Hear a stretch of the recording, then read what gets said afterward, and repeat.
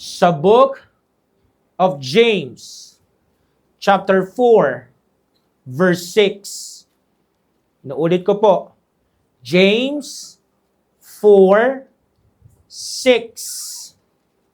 Ang sabi po ng banal na kasulatan ay ganito, "But he giveth more grace, wherefore he saith, God resisteth the proud, but he giveth grace unto the humble." Ang Diyos po ang magpala sa kanyang salita. Maaari na po kayong makaupo. Gusto ko lamang pong sabihin sa inyo, ito na po yung huling parte doon sa ating lesson series patungkol sa kasalanan ng pagsisinungaling. So ngayong umagang ito, mga minamahal, bilang panapos na mensahe sa lesson series na ito, gusto ko pong ihatid sa inyo ang mensaheng pinamagatang Pride, the sin that pretends to be the best version of you. Pride, the sin that pretends to be the best version of you. What is pride? Pride is when you place yourself at the very center of everything.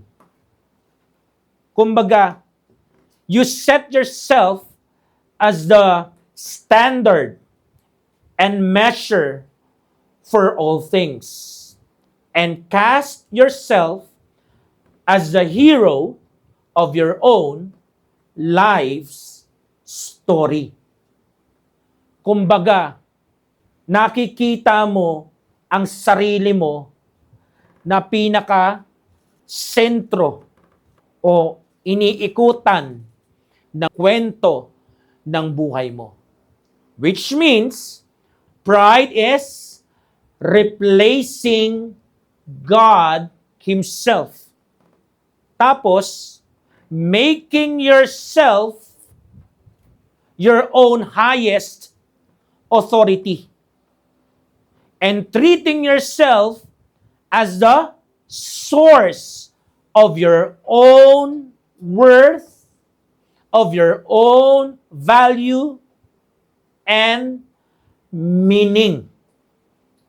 All in all, ang makikita natin, talagang ikaw ang bida sa iyong munting mundo at istorya. Yan po ang kayabangan. Hindi lang yan basta pagtingin ng sobrang taas sa sarili, sobrang laki sa sarili, at sa iba ay napakababa, napakaliit. Kundi ito po yung kasalanan na kung saan pinapaltan mo ang Diyos bilang sentro ng lahat sa buhay sa lupang ito. Particularly doon sa Christian life na ini-steward mo. Kasi ang may-ari po talaga ng buhay na yon, nung Christian life na yon, ay walang iba kundi ang Lord Jesus Christ. Siya po ang nagbayad at nagbuhos ng dugo niyang mahalaga sa tinatamasa mong buhay na yan. At the same time, yung pinaka-importante, yung buhay na walang hanggan o posisyon mo sa langit. Kaya ka papapasukin ng Ama sa langit. You see, fellas, pride is never just about feeling superior sa ibang tao. Sa pinaka-heart or tinatawag na core ng kasalanang pride, ito po ay isang kasalanang kasuklam-suklam. Na someday, sooner or later, papanagutin ka. Papanagutin kahit sino man sa atin dito ng Panginoon. Everyone that is proud in heart is an abomination to the Lord. Kahit po sabihin natin mga minamahal na wala naman nangyari sa lahat ng mga takot preaching at takot sermon series ni Pastor about lying at pride na yan. Hindi po. Maniwala ka sa hindi. Proverbs 16 verse 5. Hindi ka makakatakas o kahit sino man po ay hindi makakatakas. Everyone that is proud in heart is an abomination to the Lord. Though hand join in hand, he shall not be unpunished. Ibig sabihin, iba pa yung accountability natin sa kabilang buhay, sa harapan ng ating Panginoon, hindi po lilipas ang buhay mo dito sa lupa na hindi ka mananagot. Sisiguraduhin ng Proverbs 16:5 na magiging accountable ka sa ayaw at gusto mo. At natutuhan ho natin nung nakaraan, di ba? Na yung tinatawag na tahimik na pagsisinungaling ay hindi inosente sa harapan niya. Kaya po yung pag-uusapan natin ngayong umagang ito, na tahimik na kayabangan ay hindi rin po papalampasin. Papanagutin po yan, ha? Kaya kung inaakala nyo po na okay na, nakalusot tayo sa paningin ni Pastor, sa kanyang pisikal na mata, ay naku po, ibahin nyo po ang Panginoong Yesus. Ibahin po natin ang Ama sa Langit. Mas maliwanag pa sa tanghaling tapat, kitang-kita niya ang kasalanan na to.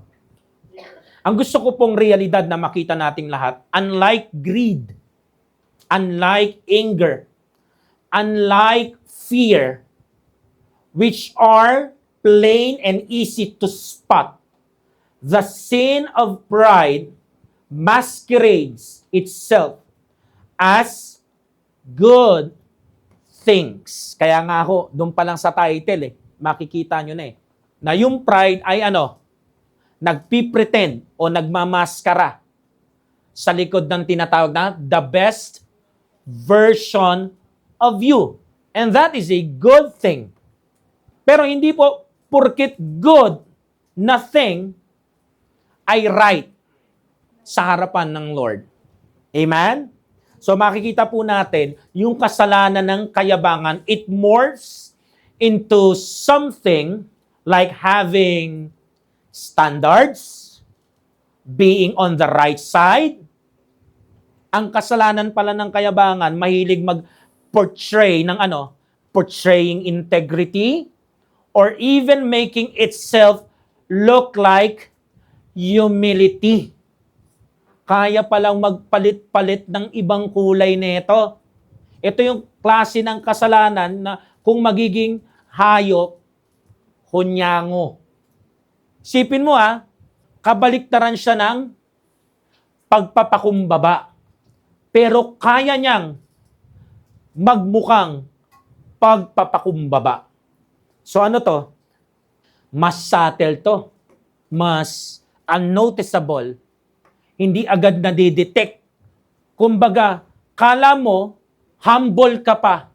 Pero hindi mo namamalayan yung best version na yon ay hindi pala best version. Kundi isang malaking pagpe-pretend, pagmamaskara, pagdi-disguise. Kaya dapat prayerful tayo Inuulit ko, magaling magbago ng kulay ang kasalanan na to. This is exactly what makes pride the most dangerous sin of all.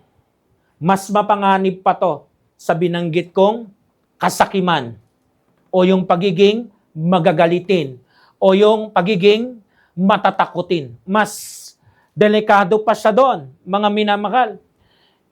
Bakit? Because it is difficult to recognize. It is difficult to confess. At kung mahirap siyang i-confess at hindi agad na detect, hindi mangyayari yung tinatawag na forsaking. Kasi akala mo, nandoon ka pa sa standard, right side, integrity, humility. Kaya kailangan natin maging prayerful and discerning sa bagay na ito. I encourage everyone habang nakikinig kayo, Lord, pakita mo sa akin. Kaya iwasan natin yung titingin palabas at yung tono ng amen natin palanding sa ibang tao. Kasi kapag ganyan pa rin po ang practice natin, ang iniitsura mo sa oras na yan, ito ang best version ng Christianity, ako. At doon pa lang, nagpipretend ka na. At doon pa lang, matagumpay na tong kasalanan na to, ha? What makes pride so unique? Bakit natin nasabi na ang kasalanan na ito ay iba sa iba? It stands apart from every other sin because it is the only one that feels like something virtuous or righteous, even while you are actively living out this abomination. So ito lang daw yung klase ng kasalanan, nag-iisang klase ng kasalanan na feeling mo is nandoon ka pa sa tinatawag na katwiran. Nandoon ka pa sa tama. Nandoon ka pa sa mabuti. Nandoon ka pa sa Lord's side. Pero in reality, sa mata ng Diyos at sa lente ng banal na kasulatan, hindi na. Ang nakikita na nila is yung tinatawag na active na kasalanan. Isang abomination. Kinamumuhian ng Diyos. Pride. Makikita natin, ang Christian maturity ay hindi pakiramdam at hindi perception mo lang sa sarili mo. Gusto ko lang ipaalala sa ating lahat na kahit sinong practitioner ng kasalanan ng kayabangan, kahit sino ka pang na-master ang pagko-cover ng kasalanan o kayabangan na ito, ang Lord Jesus Christ at ang salita ng Diyos, gaya ng sabi sa James 4:6, ay nire-resist ang proud.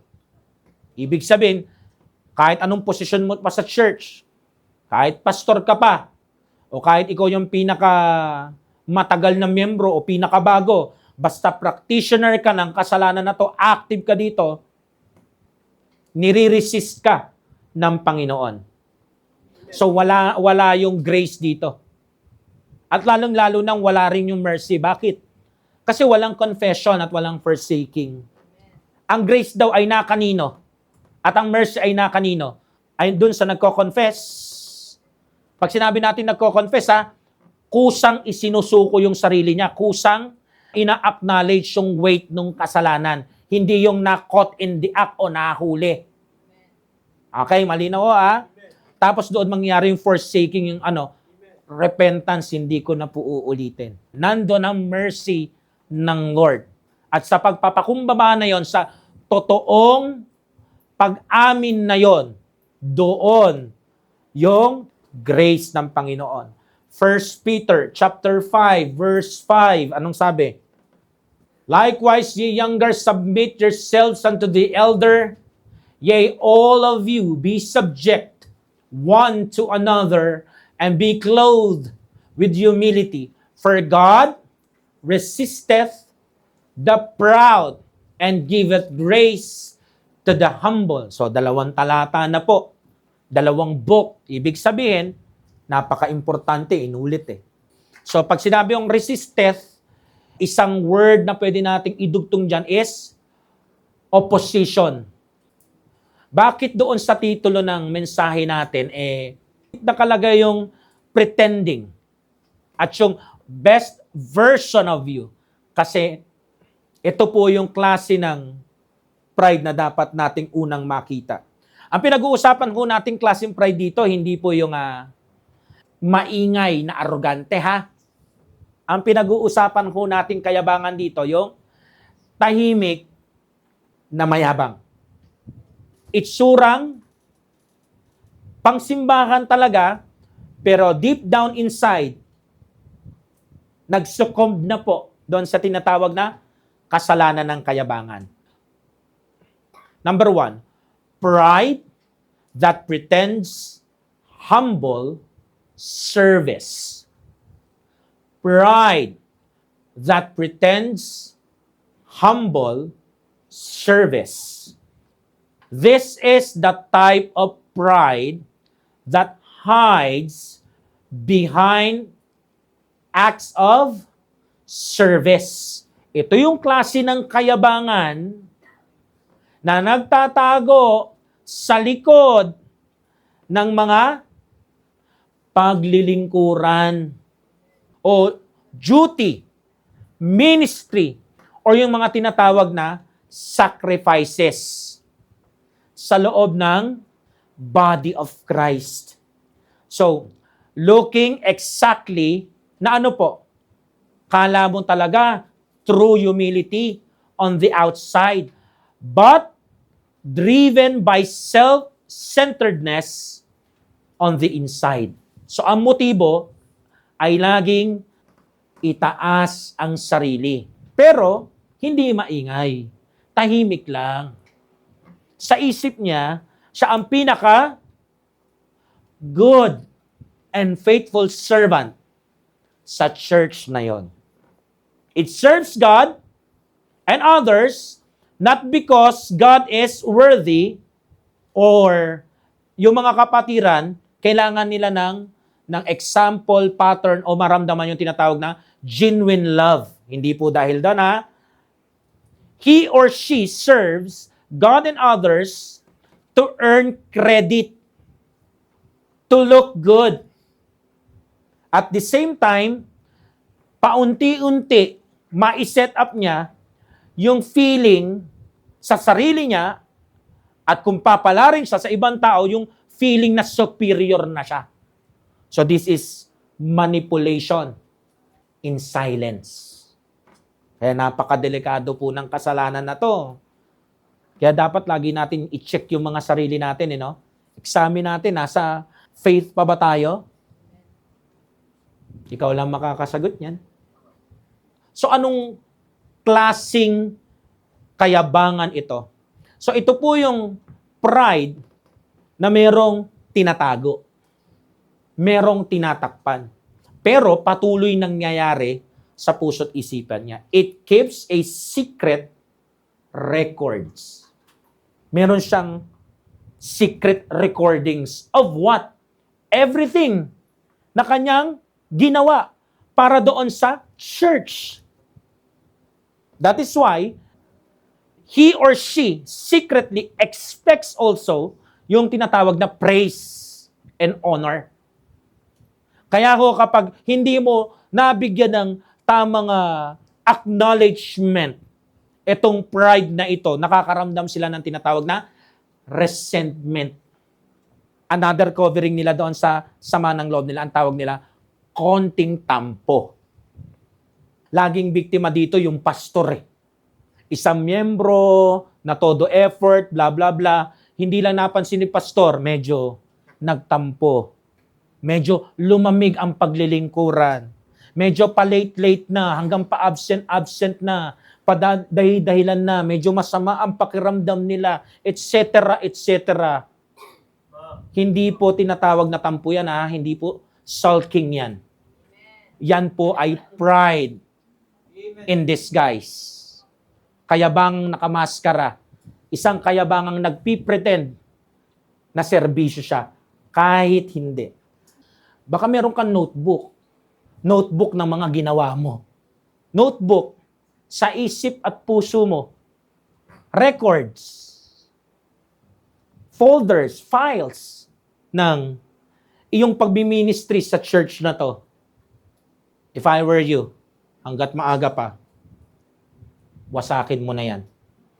Kasi ang record na yan ay record, hindi ng paglilingkuran, kundi ng kayabangan. Na someday, pag nakita mong underappreciated ka, pag hindi na kinaya yung pagpipretend, ibubuga mo lahat yan. So ito yung klase ng mapagpanggap na kayabangan na punong-puno ng entitlement. So meaning, kapag ang pride na to, hindi nakuha yung treatment na gusto niya, treatment na dapat deserving ang isang serving na gaya niya, ipaparamdam nito sa'yo kapag pinull out niya yung sarili niya. Hindi siya nagsasalita, pero yung kilos, hindi nyo kaya pag wala ako. Kumbaga, kahit mag-announce kayo dyan, wala akong pakialam. Hindi ako interesado sa mga programa at activity nyo. Yan. Pride yan. It is pride wearing a servant's apron. Ito po yung kayabangan na naka-silent mode. Unnoticeable. Hindi madaling ma-detect. Wala po siya yung signs ng ibang pagkakakilala natin sa mayabang, yung loud cockiness, maingay na arrogant attitude. Wala po siya na ito. Kasi yun po yung ine-expect natin pag sinabing kayabangan o mayabang. Ito po yung very form ng pride na masasabi nating under the radar. Kumbaga, kinukurap na yung puso mo, yung isip mo, hindi mo pa alam. So, madalas ang pinaka-biktima nito, yung mga makikita nating mga ate, mga kuya, o kahit sino nga kasabayan natin sa gawain na pag tinignan mo sila, sila yung sincere talaga. Sila yung committed sa paglilingkuran. Yung hindi mo maitatanggi, faithful talaga. Sila po ang pinaka-target ng kasalanan na to. And most of the time, sila po ang pinaka-host o binabahayan ng anay na kasalanan na ito. So yung mga believers na genuinely, na ang tanging gusto ay i-honor ang Lord and to do what is right, kailangan po tayong maging mapagbantay. Winawarningan po tayo ng salita ng Diyos ngayon. Kasi itong sincerity na ito, itong commitment na ito, itong faithfulness na to, pag tinignan mo, ito yung best version ng isang Christian. Pero, ang nilalantad sa atin ng Panginoon ngayong umaga, baka ongoing ito sa'yo, sa akin, o sa kahit sino mang nandito. Kumbaga, kinukomit mo yung kasalanan nang hindi mo namamalayan. Pastor, saan sa Bible namin partikular na makikita yung ganyang uri ng kayabangan? Sa Book of Luke, chapter 15, verse 28 hanggang 30. Luke 15, 28 hanggang 30. Ito po yung kwento ng The Prodigal Son. Isa sa mga parabola ng Panginoon. Pero hindi po tayo iikot doon sa prodigal son o younger brother. Magfo-focus po tayo doon sa kuya, doon sa older na anak. Verse 28, and he was angry. Sino yung he? Yung elder brother. And would not go in. Sa sobrang galit niya, habang nagpapa-feast yung kanyang tatay dahil sa bumalik na yung kanyang kapatid na alibuga na matagal na nawala, hindi niya magawang pumasok doon sa bahay nila at ipagdiwang yung tinatawag na pagbabalik ng kanyang kapatid. Therefore, came his father out. So, lumabas yung tatay niya, nagkita sila. And entreated him. Kinausap siya, tinanong. 29. And he answering said to his father, Lo, this many years do I serve thee, neither transgress I at any time thy commandment, and yet thou never gavest me a kid, that I might make merry with my friends. So dito nilabas niya na yung secret record. Ano yon? Tagal ko naglilingkod sa'yo ah. Maraming taon akong naglilingkod sa'yo. Na hindi nga kita sinuway. Wala akong ginawang pagpapasaway sa'yo. Sinunod ko yung mga inutos mo. Pero wala ka man lang binigay sa akin na kid na pwede naming lutuin at pagsaluhan ng mga kaibigan ko. Ito ay yabang. Isang yabang na matagal na pinakatatago-tago. Malalaman mo na may kayabangan ka kapag na-trigger ka, kapag nagtatagumpay ang iba. That's one. Pero yung pinakamalala para malaman mo kung may kayabangan ka sa katawan, alam mo kung ano yun? Kapag nakikita mo yung grace ng Panginoon sa ibang tao, tapos napapaganda sila, tapos galit ka, you are not serving God. At hindi yan basta envy lang. Yan ay pride na ginugupo ka. This many years do I serve thee. Isang pride na nakasuot ng servant's apron. 30. But as soon as this thy son was come, hindi niya man lang matawag na kapatid niya, no? Which hath devoured thy living with harlots. Kumbaga, makikita mo kung paano niya ibaba yung kapatid niya, no? Paano siya maging sentro ng lahat-lahat. Thou hast killed for him the fatted calf. So, anong gusto nating i-notice dito, mga minamahal? The older brother did everything right. Right naman talaga. Tama naman talaga lahat ng ginawa niya. Wala ho tayong makikitang mali doon. In fact, he worked very hard. And according to him, according to his secret record, he followed all the rules ng kanyang tatay. Kaya nung bumalik at dumating si younger brother, si prodigal son, and was celebrated, dito na po siya pumutok. Nagputukan yung mga fuse ng kayabangan niya sa loob niya. Sabi niya sa tatay niya, "Bira ka naman, no? Paborito mo talaga yan, eh, no? Yung anak mong magaling, paborito mo talaga yan. Samantalang ako, you never gave me anything." Pero hindi niya lang madiretsa, no? Unfair ka. Wala kang kwentang tatay. So, yung nakita niyang pagtanggap ng mabuti niyang tatay o yung grace ng tatay doon sa nakakabata niyang kapatid, he resented the grace given to his younger brother. So, ganyan po ang pride. It resented grace given to someone else. Ibig sabihin, itong silent phase of pride na ito po ay kunwaring paglilingkod, kunwaring pagsunod, kunwaring pagpapasakop sa Diyos.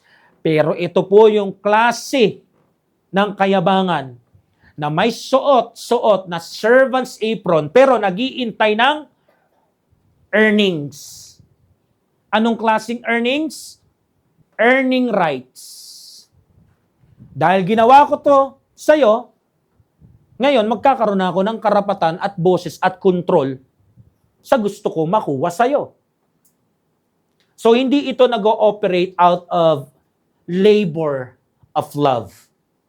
Na kung saan dapat ang isang Kristiyano ay doon talaga nag-ooperate.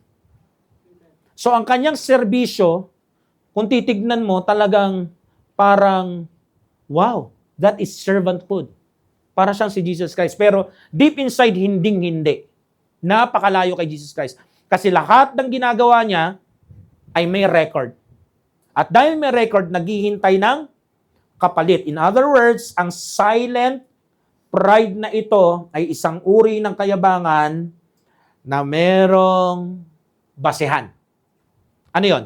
Yung kanyang dokumentaryo. Naka-folder. Naka-file. Bawat ginagawa niya sa ministry, bawat nagawa niya na tulong sa isang kapatiran na lalaki o babae, bawat pag-assist niya kay pastor, lahat yan on the record. na kapag nagkaipitan, makakarinig ka, I deserve better because of what I do. Akala ng mga kapatid mo sa Panginoon, ginagawa mo yan para sa Panginoon. Ginagawa mo dahil mahal mo ang Panginoon. At mahal mo ang church na to. Hindi pala. Bandang huli, marami ka palang i-recite at sasabihin. Kasi nasan? Nakadokumentaryo. May ganyan ba tayo? Yan ba yung side ng pagkatao mo na hindi pa namin nakikita? Pero alam nyo, kahit hindi namin nakikita, kita pa rin ng Lord eh. Now, the question is, ang paglilingkuran mo ba ay nakabase sa gospel ng Lord Jesus Christ? Sa kanyang death, burial, and resurrection? Nakabase ba to sa dugo niyang mahalaga? Sa kanyang sakripisyo doon sa Calvary, doon sa cross? O nakabase na ito sa hidden records mo? Ang hamon sa atin, tayo mga Kristiyano, what does this pride look like among us today? Anong klaseng mga mananampalataya ba talaga tayo? Yung pagsisimba ba natin talaga paglilingkod? O merong mga bagay na nasa likod? Kasi kung sa panahon natin ito yung mga klase ng Christians na binibilang lahat na nagagawa nila sa ministry. Ito yung klase ng church member na every Sunday, every midweek service, every prayer meeting, every activity, every program, lagi siya may dalang score sheet. Tinitignan niya kung anong score ng iba. Baka mas marami sila nagagawa, ay hindi pwede. Kailangan makascore din ako. Merong secret competition. May invisible competition. Yung kapatid mo, walang kamalay-malay. May contest pala. Nakakailang kanta na ba siya na nabibless yung mga membro? Kailangan mabless din sila sa akin. Makalamang ako sa kanya ng mga 5 points. Aba, pumuhusay siya sa pagpupronounce ng English. Kasabayan ko lang naman yan dati. Nagpipreach kami, Tagalog. Ay, teka. Nalalamangan niya na ako. Yan ay pride. Silent pride. Nakamaskara na kayabangan. Nagpipretend na gusto mo lang mag-improve. Gusto mo lang ibigay yung best mo. Pero merong may documents, may filing, may folder, may score sheet. Nakasuot ng apron ng isang lingkod ng Panginoon. Pero hindi naglilingkod sa Panginoon. Ang sarili pa rin ang hero. Ito yung klase ng pride na taga-accounting. Bilang. Ito yung nagawa ko kay pastor Kaya kapag umindi si pastor, meron na siyang ilalabas na record. Sa dami ng nagawa ko para sa'yo, tatanggi ka? Sa dami na nagawa ko para sa'yo, i-rebuke mo ko sa preaching? Yan ba ang isusukli mo sa loyalty na binigay ko sa'yo ng maraming taon? Iniwanan kanila, pastor, pero ako, nandito. Recording. Tahimik na kayabangan na minimeasure ang worth nila by what they did and thought. May sariling criteria. May sariling standard nila. At dahil doon, tinutubuan sila ng wrong, prideful na mindset. I did this. Kung kaya matik na rin yan dapat. No-brainer, pastor. Ginawa ko to sa'yo. Kaya, doon mo rin ako ng pabor. I deserve all of that. Hindi ka pwedeng humindi. Meron akong ebidensya laban sa'yo. Kala ko paglilingkuran yon. Ebidensya pala yon. Pang blackmail. Para hindi ka na makorek. Para hindi ka masaway. At para ma-rationalized yung tampo mo, yung / katigasan ng ulo mo, / yung totoo, yung kayabangan mo kaya hindi ka sumusunod. So, kahit sino man mag-practice sa atin ito, ang magiging basis pala ng kakapalan ng mukha natin pag ganito tayo, ha? Ayun tinatawag na ledger. Meron kang ledger na hindi kami lahat na-inform. At the same time, meron kang ledger na hindi naman pinabili sa iyo ng Panginoon. Hindi ko alam kung bakit nag-i-exist yung ledger na yan sa Christian life mo. Or should I say, yang kayabangan na yan. It's Christian life, not prideful life. Nakukuha niyo ho? Christ-like, hindi pride-like. Kaya sa tuwing makikita ng kayabangan na ito, na yung grace ng banal na Diyos ay napupunta sa ibang brother, sa ibang sister, kumbaga other people o person, yung nakakakuha ng blessing, recognitions, tapos nagdidiwang ang buong katawan ni Kristo, imbis maging happy sila, joyful, ayoko na magsimba. Parang yung kuya, no? Ayaw niyang pumasok sa bahay ng tatay niya. Ayaw niya na rin sa worship place. Ayaw niya na sa church. Why? Kasi merong maling damdamin. Imbis na makigalak. Kasi meron na namang isang nakatanggap ng mercy at grace ng Diyos. Sa kanila ano yon? Threat. Banta. Banta o aagaw ng atensyon na feeling nila ay dapat sa kanila. That's pride. Kasi para sa silent face ng pride na to, grace, blessings, and recognitions shown to someone else felt like injustice toward them. Alam nyo, pag ganyan tayo, may ganito tayong klaseng pride na nagpipretend na humble service sa Lord. Sinasabi mo sa Lord, hindi ka patas na Diyos eh. Yung grace mo, pang sa akin lang dapat yan eh. Sino ba pinakamasipag dito? Sino ba pinakakumpleto ang attendance? Wala ko absent ha. Sino ba ang pinaka-giver dito? Sino ba ang pinaka-committed dito? Tapos pag nakikita mo, merong nag-grow sa Panginoon. O kahit sabihin natin, backslider na matagal na nawala, tapos nakabalik. Oh, bakit kinausap agad ni pastor yan? Dapat hindi niya pinapansin yan. Ako nga dito, walis ng walis, di man lang niya nakikita. Ledger. Takbo ng isipan nila. Grace, blessing, and recognitions, lahat yan are all fine. As long as it doesn't go to other people. Deserving ba siya? I don't think deserving siya. Kailangan may approval mo pa. Kailangan tugma doon sa iyong records. Ano yan? Entitlement. That is not service. That is not servanthood.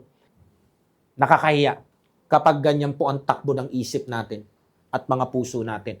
Tahimik, pero sobrang yabang. Tahimik, pero hindi inosente. Kaya sa susunod na makakita kayo ng tahimik na tao. Kumbaga walang magagaspang na kanto yung Christianity. Think and observe. Ito ba talaga yung best version ng Christianity? O maskara lang to? Baka disguise lang.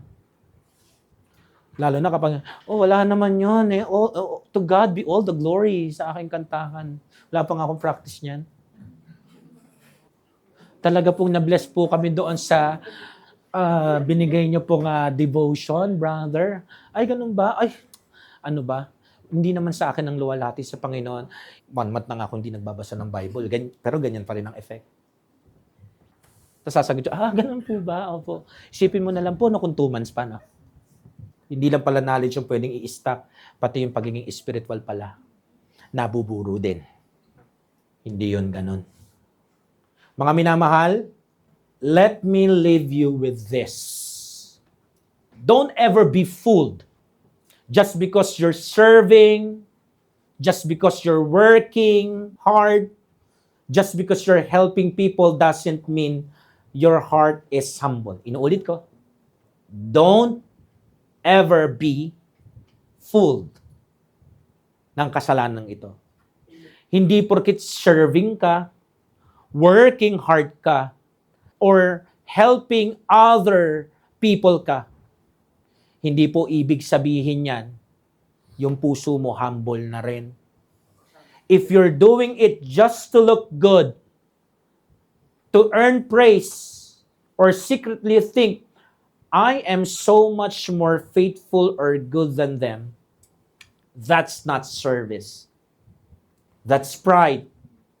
Never be that person who looks like a servant on the outside, but only cares about themselves on the inside.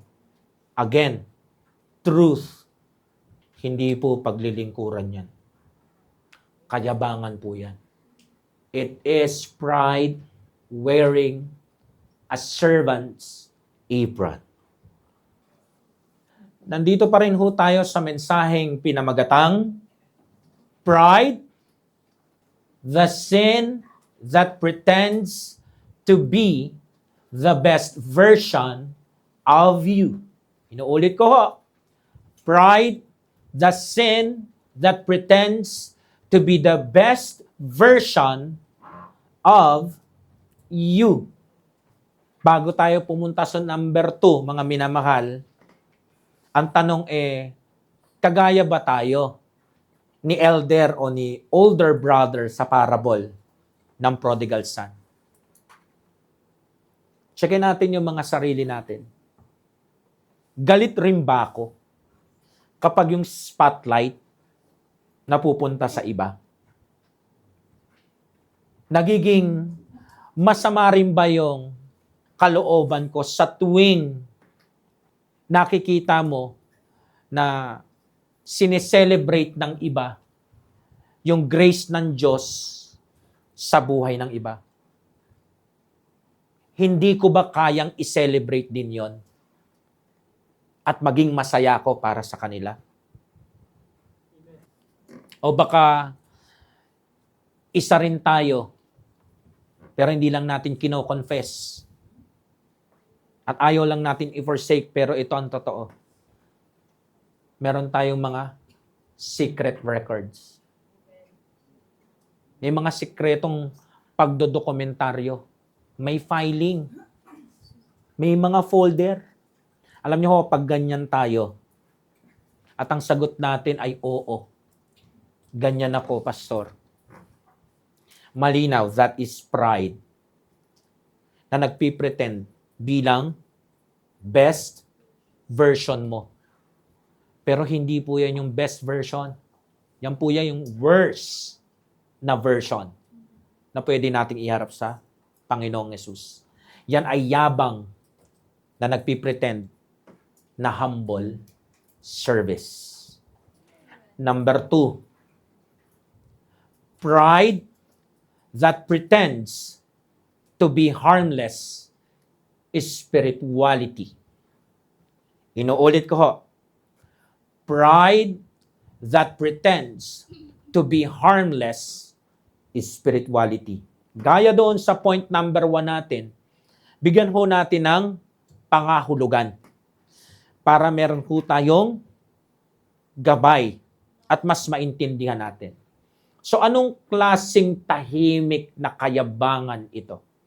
It is the pride that pretends, masquerades as harmless spirituality. Again, it never looks arrogant, never boasts, never fights. So ito yung kabaliktaran ng kayabangan na unang papasok sa isip natin pag binanggit natin yung word na yabang. Kasi kapag mayabang ang isang tao, maririnig natin sa bibig niya yung mga aruganteng salitaan at mga sagutan. Tapos mahilig siyang mag-flex, magyabang na mga bagay na nasa kanya. At the same time, kung saan may mayabang, laging merong away doon. Lagi nakikipagkumprontahan, sigawan, nakikipagmurahan, sakitan. Kaya kung wala ang tinatawag na kayabangan, walang mababarangay. Pero dahil nag-i-exist ang yabang, ang kabuntot niyan lagi, gulo. Ito yung klase ng yabang na it just quietly thinks, I am more holy, more devoted, more spiritual than everyone else.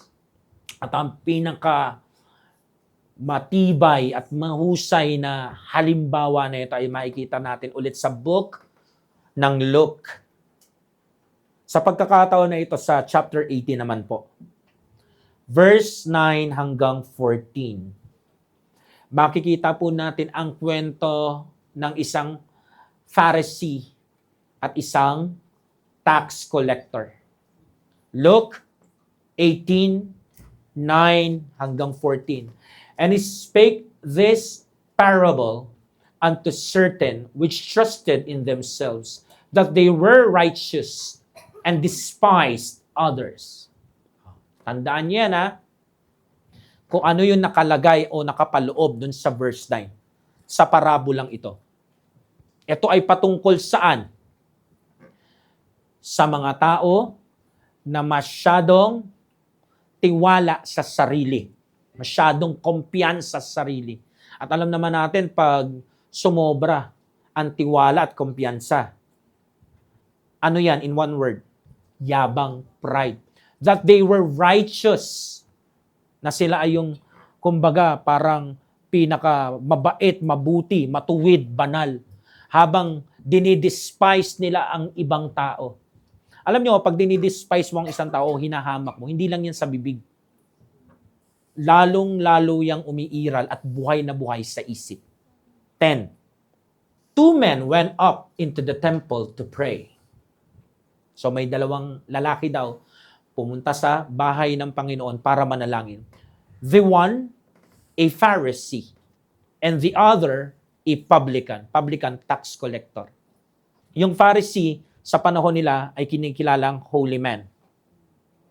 Alam yung scriptures. Okay? Habang yung publican naman, o tax collector, ay kinikilala nilang traidor sa kanila, sinner o makasalanan. Verse 11. The Pharisee stood and prayed thus with himself. Tandaan niyo po yun, ha? Thus with himself. Sa sarili niya. Hindi sa Panginoon, ha? God, I thank thee that I am not as other men are, extortioners, unjust, adulterers, or even as this publican. So makikita natin, no, kung paano niya dinidespise yung tax collector sa sarili niyang mata at sa paningin ng Panginoon. 12. I fast twice in the week. I give tithes of all that I possess. Nakita niyo po, meron siyang record ng kanyang service sa Panginoon. Naka-apron din. 13. And the publican, in tax collector, standing afar off, would not lift up so much as his eyes unto heaven. So hindi niya maitaas yung mukha niya at hindi niya maitingin yung mga mata niya sa kalangitan.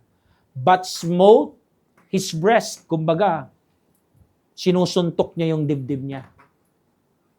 Saying, God, be merciful to me, a sinner. Last verse, I tell you, this man went down to his house justified rather than the other. For everyone that exalted himself shall be abased, and he that humbleth himself shall be exalted. So tandaan niyo po yan, ang Diyos na nagkatawang tao ang nagdeklara niyan. Walang itataas ang sarili na hindi ibababa ng Panginoon. At walang ibinababa ang sarili sa harapan ng Panginoon na hindi niya itataas. yan po ay 100% na mangyayari. Kasi diniklara ng Panginoong Hesus. So dito ho makikita natin ang prayer ng dalawang tao. Pero hindi tayo mag-focus doon sa tax collector muna. Doon muna tayo sa dapat nating iwasan. Yung kasalanan ng tahimik pero ubod ng yabang sa kalooban. So may dalawang nanalangin. Pansinin natin yung panalangin ni Pharisee. Verse 11. Nakita natin nakatayo yung Pharisee. Tapos nananalangin siya thus with himself. So ang ibig pong sabihin niyan, yung panalangin niya hindi nakaturo sa Panginoon ng may pagpapakumbaba. So anong nangyayari dito? Yung prayer niya, hindi talaga prayer. Hindi talaga conversation sa banal na Diyos. Ano yan? Performance. Kumbaga, imbis na magkaroon ng tunay na pakikipag-usap sa Panginoon sa kanyang need sa banal na Diyos sa buhay niya, ano nangyayari? Uma-acting siya. Nire-recite niya yung kanyang mga script. Parang ganito yan, parang ganito sa panahon natin.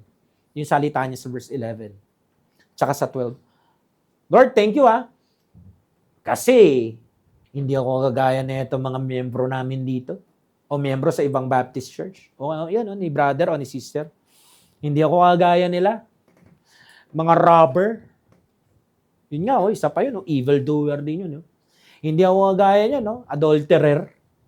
Hindi ako kagaya ng yung mga nangungurakot na tax collector.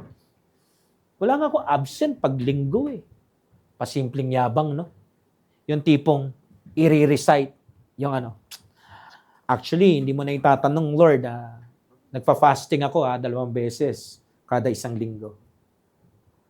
Wala nakakaalam, pero nagtatites ako. Regular sa lahat ng mga binibigay mo sa akin. Kung sa panahon natin yan, ganyan po ang tunog niyan. At kapag ganyan ang tunog niyan, hindi po siya lumalanding sa akin ng mayroong pagpapakumbaba sa kahit anong kaparaanan. So meaning, si Pharisee hindi po talaga siya nagpe-pray sa banal na Diyos. Nagpe-pray siya sa sarili niya. Walang conversation or talking sa Diyos na banal na nangyayari dito. Kasi nga, di ba, sabi diyan, the Pharisee stood and prayed thus with God. Ano nakalagay? Thus with himself. So ano nangyayari dito? Hindi praying, hindi talking, hindi conversation, kundi isang monologue. Alam niyo ba yung monologue? Isang tao lang ang nagsasalita doon. Tapos kabisado niya yung speech niya. Tapos ipe-perform niya yun sa harap ng audience. So, yung phrase na prayed thus with himself, that makes God his tagapakinig. Audience niya lang ang Lord. Sa lahat ng goodness, achievements, superiority na meron siya. Kumbaga, this is reporting, pag-flex, comparing, I am not as other men are. Katulad ng mga yan. Kaya nga he cited these works, di ba po? Talagang minagnify niya I fast twice.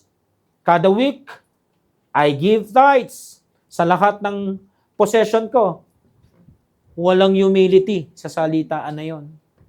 Ano meron dito? Wala namang nagtatanong. Kaya wala rin naman siyang inaamin na kasalanan dito. Kaya walang repentance talagang nangyayari dito. Ito po ay oratorical ng kanyang self-praise sa sarili. Hindi po to prayer. Ilang kayang Kristiyano yung mga ganito, no? Akala nila nagpe-pray sila. Pero ang totoo, kontroladong-kontrolado at manipulado ng tahimik na kayabangan na walang hintong umaandar sa mga isip nila. Kala mo every night you are praying. Kala mo every morning you are praying. Kala mo lang yon. Audience lang ang Panginoong Yesus sa isang mahabang monologue ng paghahambog. Kasi nga, kapag mayabang, sino ang hero? Siya. Kumbaga sa salitang kalye, kwento mo, bida ka. Kumbaga yan ang kanyang reality. Psychological reality niya ito. Kasi nga, for him, nag-orbit ang lahat sa lahat-lahat ng kanyang ginagawa sa Panginoon. Again, meron na namang pagdodokumentaryo. Ano sabi niya? I fast. I tithe. Hindi ako immoral. That is filing. Ledger na naman. Ingat ka kapatid, baka ma-hit ledger ka rin. If you know what I mean. Kasi baka iba dito, tinatrato to na joke lang. Hindi to joke. Remember this, mga minamahal. Ang true prayer, laging may importanteng ingredient yan. Alam nyo kung ano yan? Humble dependence. Inuulit ko. Humble dependence. At wala kang makikita doon sa sinabi ng Pharisee. Wala siyang pagsandal sa kakayahan ng Panginoon. Kumbaga ang sinasabi ni Pharisee, kung merong pinakapapasok sa langit, huwag ka nang tumingin sa iba pa. Hindi naman sa pagyayabang, pero tignan mo sila. Mga mabababa at mahihinang uri. Ang tatakaw. Tapos mga magnanakaw. Hindi gaya ko. Kaya kong kontrolin ang tiyan ko. At hindi naman sa tinataas ko yung bangko ko, pero kaya kong sabihin na faithfully, na ibibigay ko lahat ng dapat kong maibigay. Kaya kung meron kang pagbubuksan ng langit, you know the drill, Lord. All-knowing ka, alam mo to. Huwag kang magpanggap na hindi mo nakikita on paper yung mga nagagawa ko. Hindi ganun ang prayer Kasi he had zero confession. He had zero forsaking of sin. Zero need for the Savior. Zero humble dependence sa Holy God. It was all monologue. All performance. Look at how good I am. Yung sinabi mong, create mo ang mundo, it was good, I am that good. I am the very definition nung sinabi mong, it was good. Ito na lang, hindi na ako magsasalita kasi mayabang pag ako. Ito yung resume ko, basahin mo. Yan, parang ganyan, di ba? He compared himself, measured himself to people below him. Pero hindi ka na magkakaroon ng ganito. Pag pinalagpas mo ko, wow. Parang kulang na kulang ang langit pag wala siya. Parang mga Kristiyano, no? Kung wala ako sa church na yan, mamamatay na ang gawain na yan. Kaya lang naman tumatakbo yan. Hindi dahil kay pastor, dahil sa mga bigay ko. Pero, kalma. Hindi ito yung klase ng yabang na maingay. Quiet lang to. Hindi rin ito yung pamumukaan ka. Gamit ang salita. Quiet lang to. Hindi rin to nakikipag-away. In fact, ayaw neto ng away. Yung i-confront mo sila, ayaw niya yan. Quiet lang to. Looking for pawns lang to. Na maniniwala na yung kanyang kahambugan ay isang malaking, harmless spirituality. Gusto mong ma-entertain? Look at me. Mai-entertain ka. Kasi ito ang ibig sabihin ng totoong Christianity. Pero alam natin, hindi yun totoo, ha? Like the Pharisee, yung nagtataglay ng gantong klaseng kayabangan, they didn't see their own sin. Kaya nga sabi ko the most dangerous sin. Kasi nga, hunyango, papalit-palit ng kulay. Kanina, humble service. Ngayon naman, harmless na spirituality. Ang nakikita mo ay hindi kayabangan, kundi isang demonstrasyon kung ano ba talaga ang kahulugan ng tinatawag na pagiging mature sa pananampalataya. Kaya tignan mo, kung di ba naman ako mature, makakapag-fast ba ako? Kung hindi ako mature, makakapag-tithe ba ako sa lahat-lahat? Ito na yung pinaka-mature na Kristiyanong makikilala mo. Kaya hayaan mo na i-mentor kita. At baguhin kita. Pati takbo ng isip mo. At buhay mo. At salitaan mo. Huwag mong gayahin yan si Preacher Harry. Pag nagpipreach, maliban sa matigas mag-English, squatter na squatter. Mababang uri. Hindi kagaya ko. Magaling pa ako sa Hebrew at Greek sa Bible. At matagumpay ako sa totoong buhay. Yan si Harry. Taga-duktong lang ng kuryente. Taga-ayos ng tinatawag na mga sirang extension. Kaya kung meron kang lalapitan for mentorship, hindi ka nagkamali ng tinitignan. Ako yung pinaka makakapagturo sa inyo.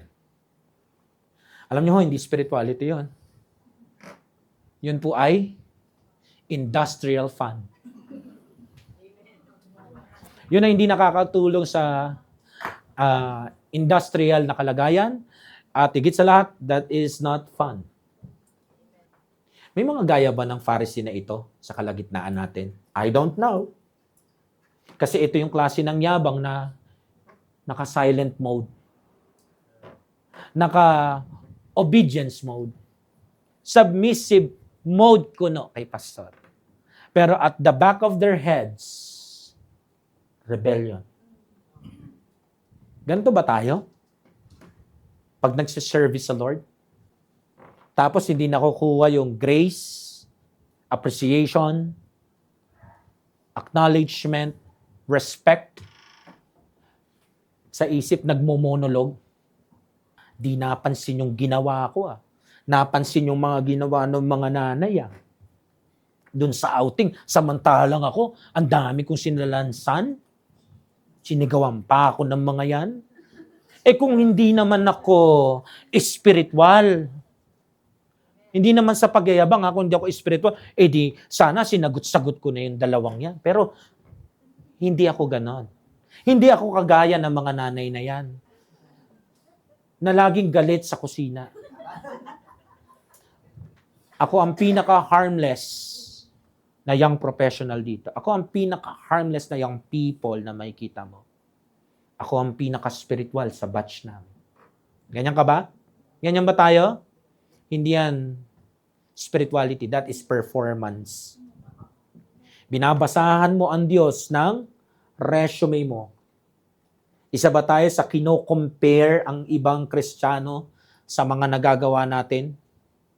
Kasi nakikita mo yung ginagawa mo, hindi pa nila kayang gawin, hindi nila magawa for some reason.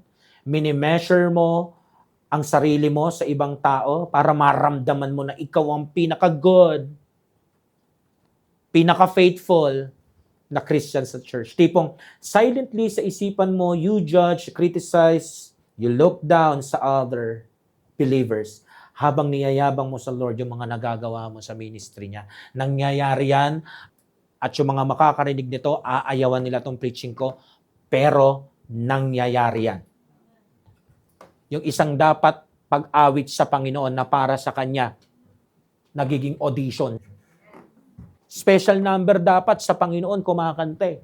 Ang nangyayari, nagiging singing contest.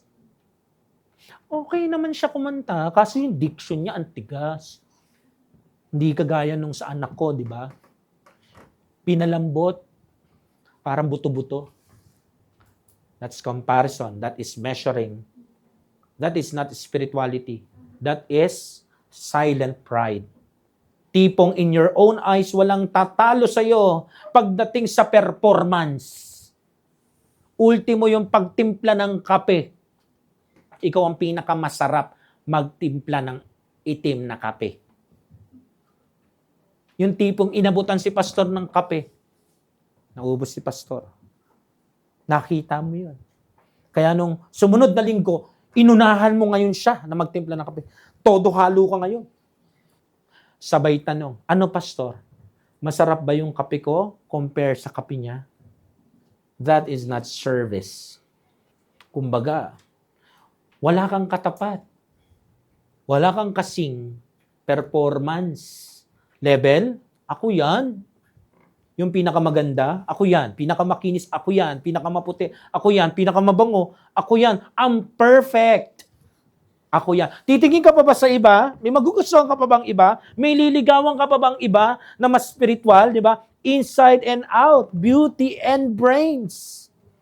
With matching strong faith. Hindi naman sa ini-expect ko pero baka pagdating sa langit, katabi ako ng Lord. Wow! Woo!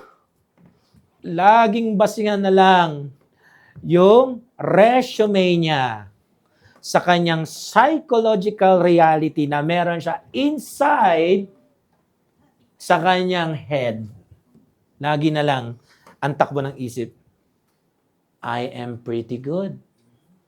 Hindi ko kailangan ng tulong ng kapatiran. Kaya ko sa sarili ko. Kapatid, di ba dapat pag may humble dependence, I need God's grace. Kasi kung hindi po ganun salita natin, hidden pride yan, yabang yan. Di ba? Hindi ako gaya nila Preacher Mark, laging palpak. Maling puso, maling isip, sumisigaw sa loob, I am better, more righteous than them. Hindi man na ganun yung linya, pero ganun pa rin ang tinutumbok at pinapoint out. Ako ang pinaka-kuya dito. Wala nang ibang pinaka-spiritual na kuya dito maliban sa akin. Ang namamagitan lang sa amin ni pastor, yung office niya. Pero kung pamaturan, palaliman sa Bible, same. Yung tipong pag namatay si pastor, pwede akong pumalit agad, parang walang nawala. I am the best version ng ate sa pananampalataya. Wala nang mas caring pa sa akin. To the point, yung sobrang may pakialam ako, pakialamera na ako. Ganon yung love ko sa kapatiran. Again, that is not service. That is not spirituality. That is performance, monologue, your record, your resume. Kapatid, nagsisinungaling ka na naman sa sarili mo. Alam mong hindi ikaw ang pinaka-magaling. At kahit pa ikaw ang maging pinaka-magaling sa batch natin, may isisilang na mas pa rin kaysa sa iyo. Tigil natin. Nakakadiri eh. Hindi ka nandidiri? Hindi ba tayo mamumula? Hindi ba tayo mahihiya sa Lord? Minsan pag may nagpipreach na ganito, grabe naman yung patama mo. That's pride. Ang tingin mo sa pagtatama, patama.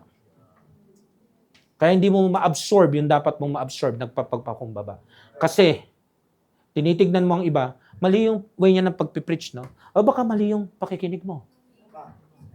It's about time, itama mo naman yung pakikinig mo. No, nagiging ikaw ang measurement kung ano yung tama at maling pagpipreach. Pharisee. Sana makita natin yung sarili natin, nagiging Pharisee tayo pag ganun tayo. This so-called harmless spirituality isn't innocent at all.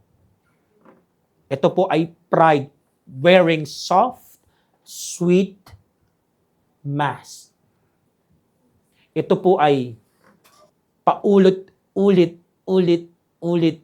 na recitation sa isip mo na mga bagay na hindi naman totoo. Kasi yung Pharisee, sinasabi niyo doon, wala akong kailangan, nasa akin lahat. Kumpletong rekado ng spirituality ang makikita mo sa akin, Panginoon. Alam mo nung nakikipag-usap siya sa Panginoon, hindi naman lumalagpas sa ceiling yun ng templo. Umiikot lang yung sinasabi niya, pabalik sa isip niya. Kasi ang kausap naman niya doon, hindi Panginoon. Sarili niya. Ilang kaya yung nagpe-pray, no? Nakapatiran natin dito. O Kristiyano sa ibang lugar. Nakakala nila every night nagpe-pray talaga sila sa Lord. Hindi kaya walang nagbabago. Kasi hindi naman talaga nakausap ang Lord.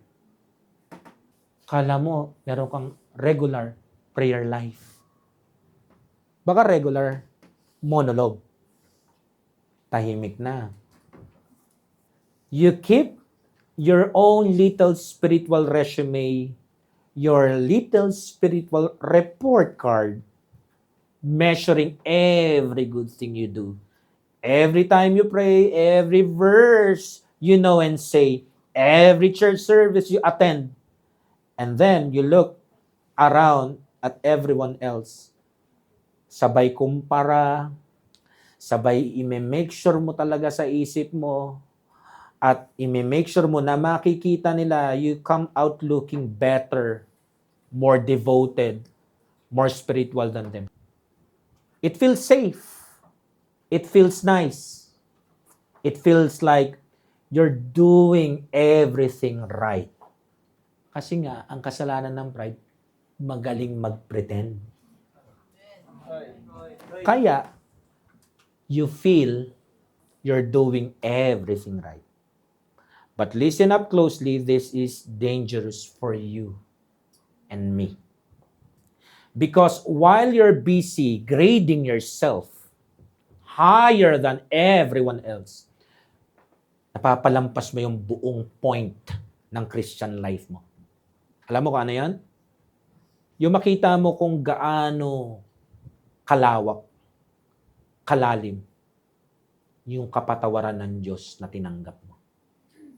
At kung gaano ka hindi karapat-dapat para doon. Unmerited. Grace lang yan. Sabay titignan mo yung iba. Sino yan para patawarin ko? Ganyan ang yabang, di ba? Habang nakakalimutan mo na pinatawad ka lang din. Dapat makita natin, kahit gaano pa kalaki sa tingin mo, yung mga nagagawa mo, o yung tinatawag na harmless spirituality mo, kahit kasing laki pa yan ng sagwan, ang kabanalan ng Diyos at pagiging spiritual niya karagatan. Wala kang ipagyayabang. Kapag nalaglag yung sagwan ng kayabangan mo sa buong karagatan, hindi rin naman makikita yan. Lalo na kapag ang camera nasa ibabaw, hindi mapapansin yan. Ang kita lang, Panginoon pa rin. Kaya don't be that person who ends up loving how spiritual he looks more than he loves God. Kapatid, don't ever be that person. Paano natin gagawin yon? Tanungin natin ang mga sarili natin. At the same time, sagutin din natin ng matapat ang mga sarili natin. Ang soul winning ko ba ay talagang para sa kapakanan ng kaluluwa ng ibang tao? O palabas lang to? Performance lang. Gusto ko lang ipakita na ako ang pinakamaraming nadadala sa church. Dahil sa akin, maraming nabaptized. Tanungin natin yung mga sarili natin. Pag uma-attend ba ako ng prayer meeting? At meron akong prayer partner. Pag magpe-pray ba kami? Ipagpe-pray ko siya. Yun ba ay totoong conversation sa Panginoon o ginagandahan ko lang yung mga sinasabi ko? Kapatid, that is not prayer. Ang nangyayari sa iyo ay performance ulit. Tanungin natin yung mga sarili natin. Meron ba akong humble dependence? O nilalatag ko na naman yung resume ko. Tawagin natin si Brother Ganto para manalangin. Pambihira. Mananalangin lang ng pagkain. Pinanalangin pati yung service next week. Kapatid, pakishare naman tong bisita natin. Dapat gospel lang eh. Umabot hanggang revelation eh. Tinakal yung rapture, Great Tribulation, millennial. Halaga? Ang ganda ng performance ah. Sa unang tingin, harmless. Sa unang tingin, spirituality. Pero ano yan? Look at my resume. Kung iniisip mo, pagiging crucified with Christ yan. At feeling mo, not I, but Christ yan. At naniniwala ka psychologically, you are living by faith o Christ-likeness yan. Or should I say, best version mo yan. Ayokong paputukin yung lobo mo ha. Pero kailangan natin magsabi ng totoo. Yung harmless spirituality mo na yan, screen name lang yan. Hindi yan ang totoong pangalan yan. Tawagin natin siya sa totoo niyang pangalan. Kayabangan. Kayabangan na nagpipretend na spiritual. Kayabangan na nagpipretend harmless spirituality. Pero ang totoo, harmful.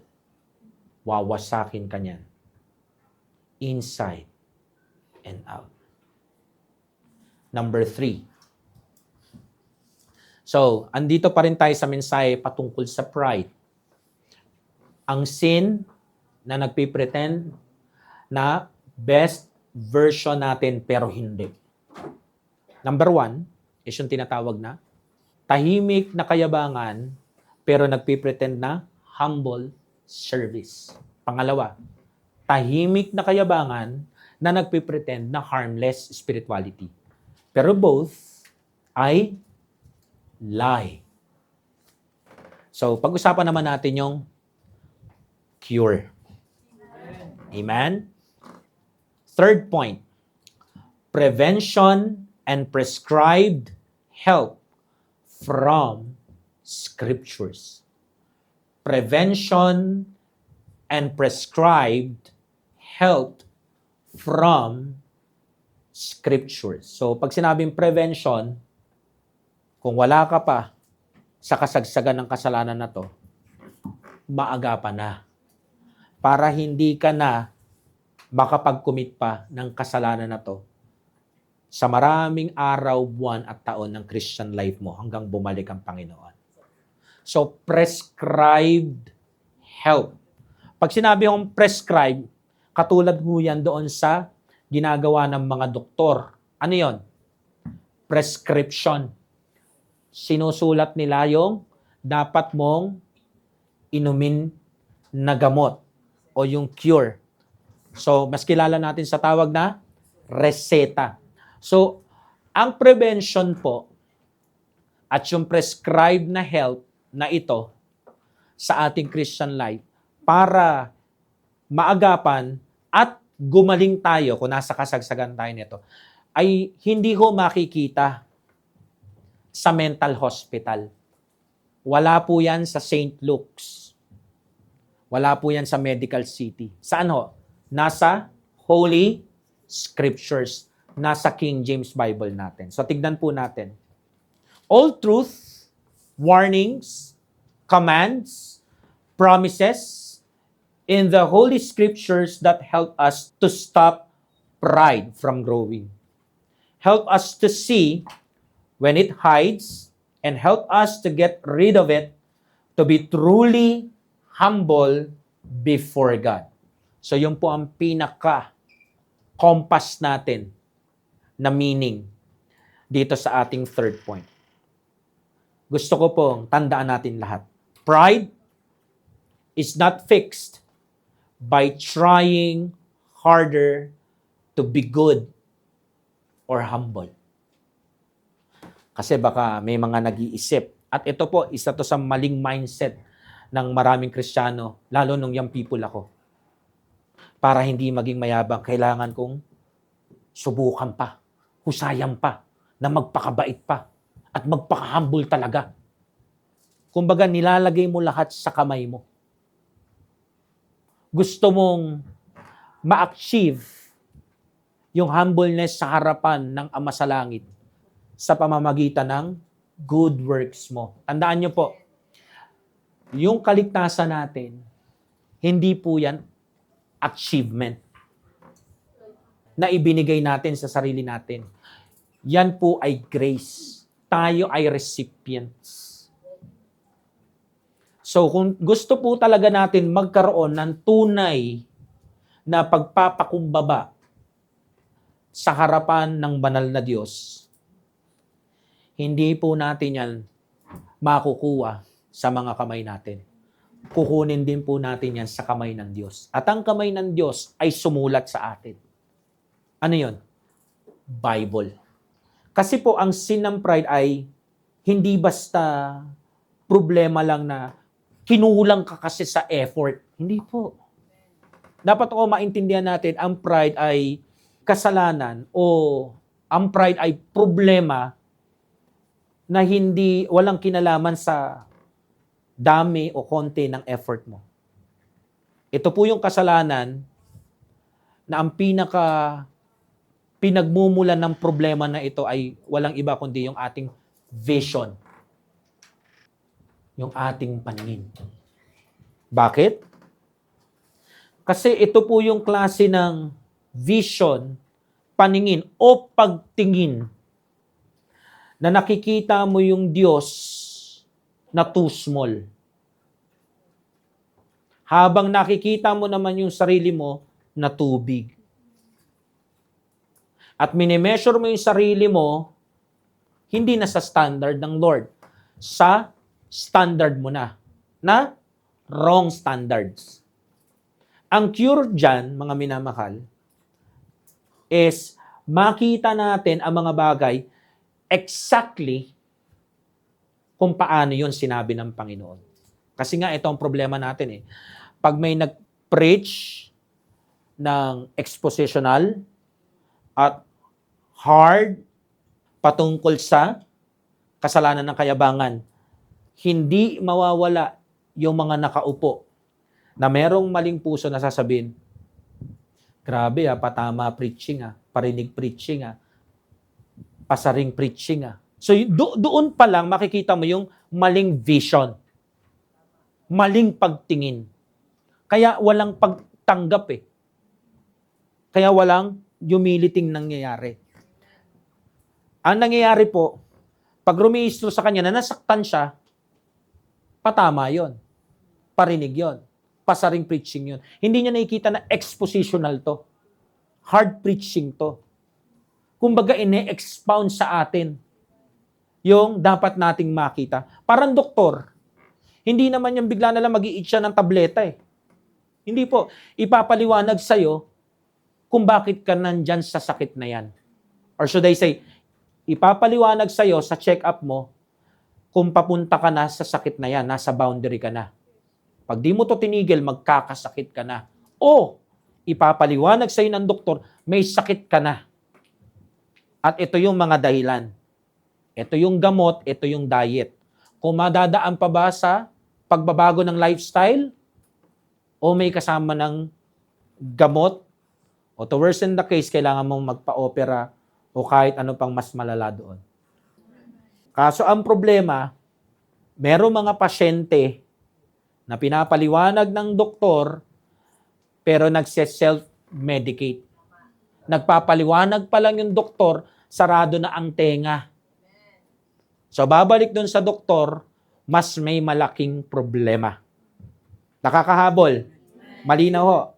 So, ang problemang pride ay hindi masusolusyonan sa ating mga kamay. Gagaling lang ito kapag nilagay natin sa kamay ng Panginoon. Paano natin nilalagay yon? Alisin natin yung hawak-hawak natin na nasa effort mo. Tignan mo kung ano yung nakalagay sa kamay ng Lord. Ano yung nakalagay sa kamay ng Lord? Mali yung vision mo pagdating sa kasalanan na to. I-correct natin. Ang pride ay mamamatay po sa sandali na you see God for who He is. At makita mo yung self mo for who you really are. Kaya nga ho, kailangan natin na makita ang kasalanan na to exactly as God says it. Kung ano yung sinabi niya, ano yung pangahulugan niya sa kasalanan to, yun yun. Hindi ka gagawa ng sarili mong definition. Pag sinabi niya, ito yung reality ng kasalanan na to. Ito yung bigat niyan. Hindi ka gagawa ng mga excuses and lies. Letter A, we must see God correctly. Ako, naniniwala, maraming nagsisimba every Sunday na hindi nila nakikita ang Diyos ng tama. Pupunta sila sa church na laging sila ang bida. Pinakamagaling. Pinakamagaling mag-English. Pinakamagaling sa Greek word, Hebrew word. Pinakamagaling kumanta. Pinakamagaling tumipa. Mas magaling kay sister. Mas magaling kay brother. Hindi lang maamin. Sa loob-loob. Silent pride. Mas magaling pa kay pastor. Mental attitude sin. So ano yon? Pag sinum up natin, psychological reality niya sa sarili niya, sa mundo niya. Sa lihim na mundo niya. Siya ang bida, hero. So we must see God correctly. Para magawa natin yan, stop making yourself the center. Stop it. Tigil mo. Kapag merong mga bumubulong sa tenga mo, sa isip mo, sa kaloob-looban mo, na para bagang iniaangat ang sarili mo sa pedestal, huwag mong yakapin yon. Kasi baka yung monumento na yon maging puntod ng Christian life mo. Ibalik mo ang sarili mo sa reality ng salita ng Diyos. Si Jesus Christ ang sentro ng buhay ko. Mula sa history ng lupang ito at sangkatauhan, at kapag isa na lang akong history sa mundong ito, buhay o patay, ang bida sa buhay ko si Kristo. Galatians chapter 2, verse 20. I am crucified with Christ, nevertheless, I live. Ito ang tamang pagtingin sa Panginoon. Not I, but Christ liveth in me. And the life which now I live in the flesh, I live by the faith of the Son of God, who loved me and gave Himself for me. Para masabi natin na correct nating nakikita ang Panginoon, kailangan mong makita na na ang buhay na pinamumuhay mo dito ay by faith na sa Son of God. Or should I say, siya na ang nag-iisang hero. Wala nang iba. Ang pangalan lang ng hero ay Jesus Christ. Hindi siya kapangalan mo, hindi siya ka-middle initial mo, at hindi mo siya ka-apelido.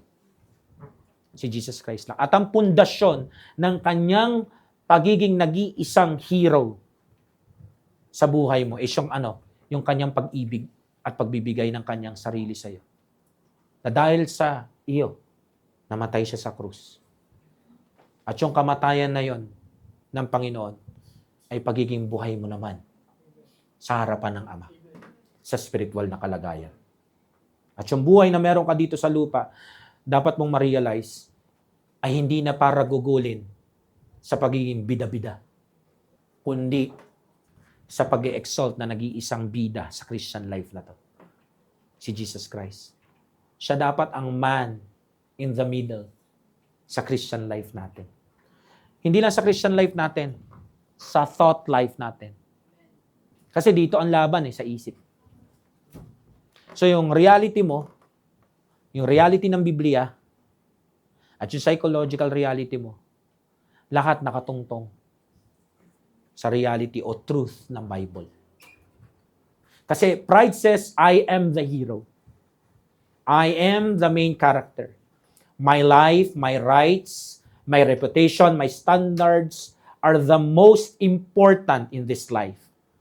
Pero ang katotohanan sa prescribed Word of God na siyang prevention at health ng ating Christian life, Jesus is the center of all things. Everything exists for Jesus. Lahat ay para sa Kanya at through Him. Amen? So sa tuwing ilalagay ng kayabangan mo o ng laman mo ang sarili mo sa gitna, ipaalala mo sa sarili mo yung nasa gitna na krus. Yung namatay para sa'yo. Preach mo ulit yung gospel para maalala mo na dahil sa kasalanan ng kayabangan, kaya siya namatay. Alam mo, pag naalala mo yun, imposibleng di ka aamo. Kasi yung pride, lagi niyang tinataas ang sarili. Kapatid, stop asking for what you deserve. Amen? Lagi mo sabihin, hindi ako karapat dapat mag-demand ng kahit ano. Hindi rin ako deserving sa kahit ano. Unmerited grace lang ang meron ako. Tigil natin yung mga entitlement. Tapos mag-pray ka, Lord, tulungan mo ako. Ibalik yung glory sa bugtong na anak mo. Ito na naman ako, nagiging ano na naman ako, magnanakaw na naman ako ng exaltation na dapat lang sa yung bugtong na anak. Letter B. We must recognize God is the only standard. Siya lang yung source at siya lang yung authority. Kasi ang pride, ganito ho yan. Kumbaga, pag ang isang tao mayabang, siya ang measurement. Siya ang panukat ng tama at mali. Which means, ginagawa mo yung sarili mo na source ng worth mo. So, ikaw yung nagiging sariling hukom ng sarili mo at mga bagay-bagay dito sa lupa. Kaya pag hindi nakapasa sa'yo, galit ka. Kapag hindi nasusunod yung dinidemand mo o yung tingin mo deserving ka, may resentment ka doon sa tao. Pero yung katotohanan ng Diyos, yung prevention, yung prescribed na health ng Diyos sa kanyang salita. Anong sinasabi? The Word of God alone defines what is good and what is bad. What is wrong, what is right. Ang salita ng Diyos ang magsasabi kung ano ang valuable at hindi. Alam mo, pag ganyan ka, regular ka, na nag-i-intake ng salita ng Diyos, regular ka nakikinig ng mga ganitong preaching, hindi mo iniiwasan yung ganito, yung nare-reveal yung kasalanan mong tago, babalik ka sa senses mo. Ano sabi mo? I am nothing. Putik. Na kung hindi papansinin ng Panginoon, wala naman mawawala sa Kanya, pero binigyan Kanya ng pansin.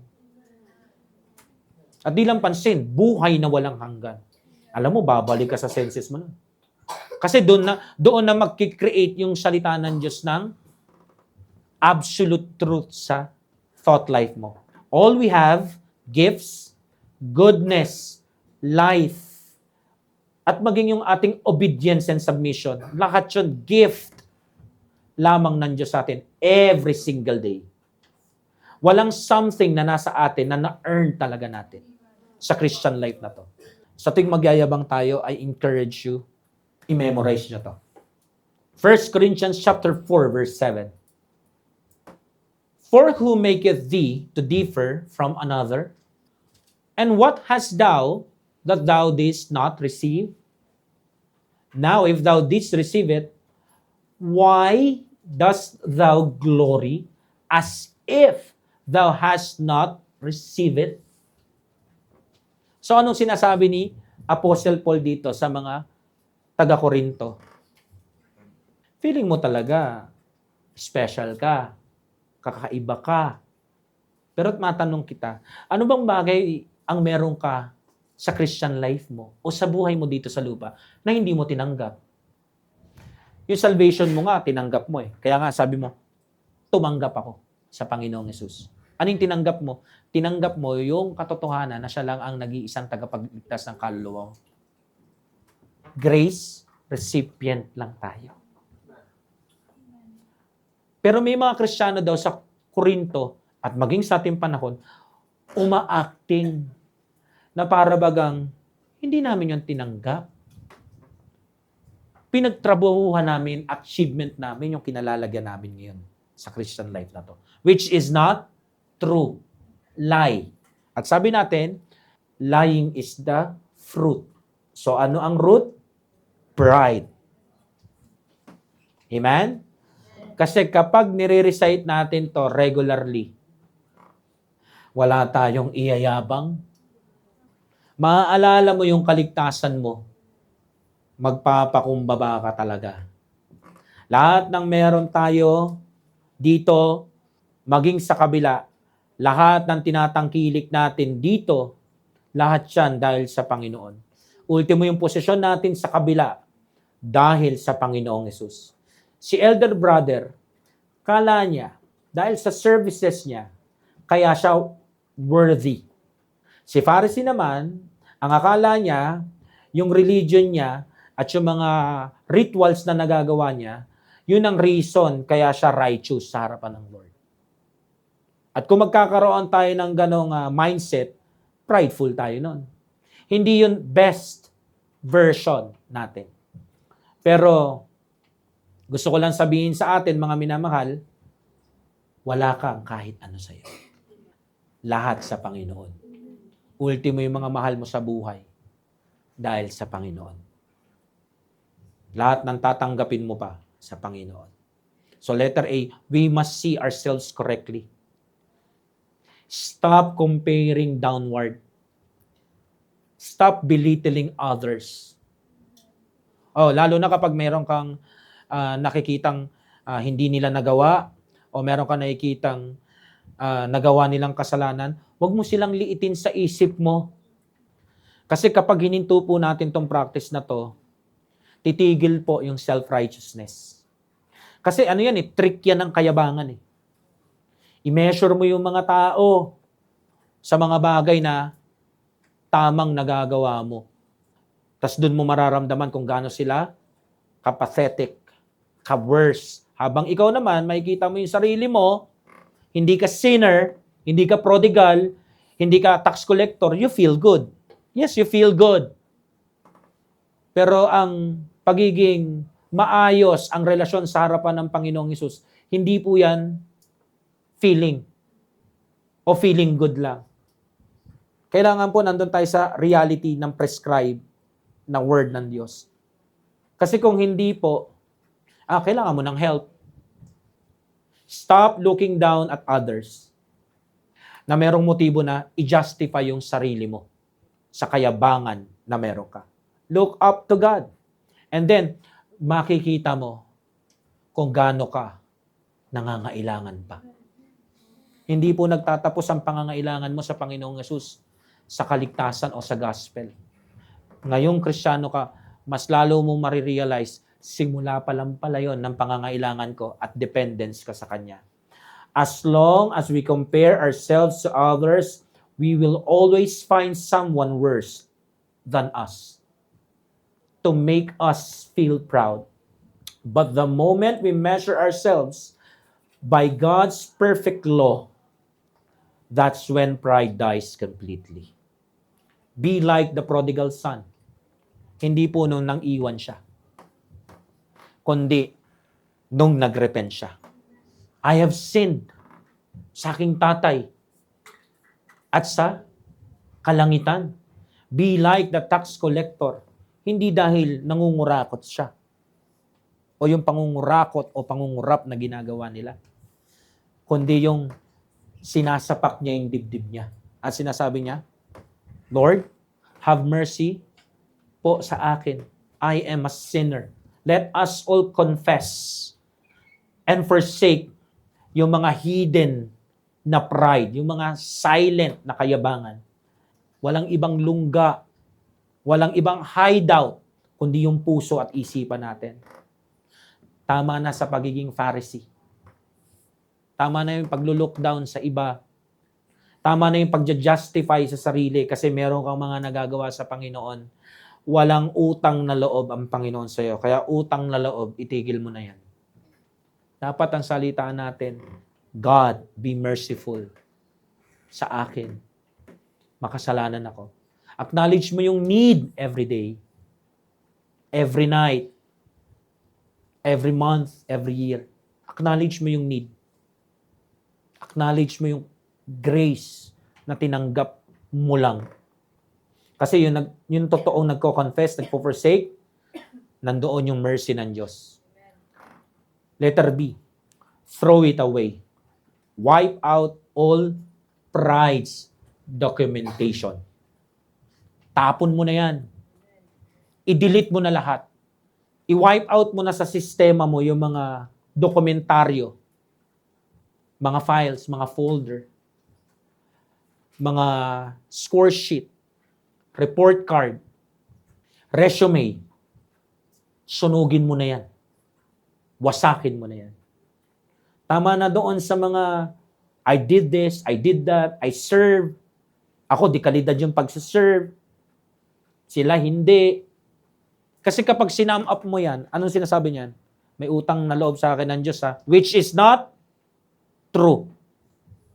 Again, pride is the root. Lying is the fruit. Tama na ho. Lahat ng naka-folder, naka-resume, na performance mo, sa lahat ng mga taong sinervice mo dito sa SBC, pakitapon mo na yan. Paki-wipe out mo na yan. Paano mo gagawin yun? Confess. Forsake. Surrender mo na. Ito yung record, Lord. Oh. Ito yung nagpapahirap sa akin ng maraming taon. Everything sa Christian life natin, lahat grace. Lahat mercy. Amen? Kaya nga, pag ganyan po tayo, anong babagsakan natin? Luke chapter 17:10. So likewise ye, when ye shall have done all these things which are commanded you, say, we are unprofitable servants. We have done that which was our duty to do. Huwag kang magyabang. Unprofitable servant ka lang. Yung mga nagawa mo, hindi mo pwedeng i-big deal yan. Ginawa mo lang yung dapat mong gawin bilang servant, bilang alipin ng Diyos. Hindi mo pwedeng pamukhaan ng master sa dami ng service mo. Bakit? Kasi tinubos ka. Bayad ka. Binili ka. Property ka niya. So kung meron kang nagawa para sa Kanya, ginamit ka niya sa paraan na dapat lamang. Anong tawag doon? Pagiging servant.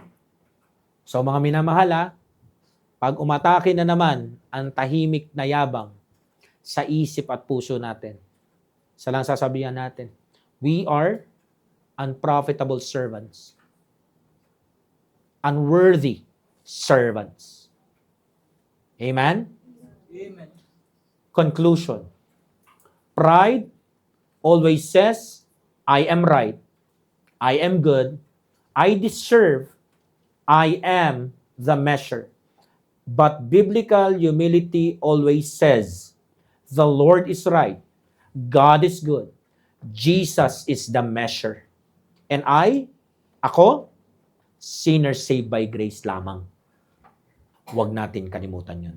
Sinner saved by grace lang tayo lahat. Brethren, the solution is not just merely becoming less of you. It is making God more than you and resting fully in His unmerited favor. Lahat ay unmerited favor lang. Shall we pray?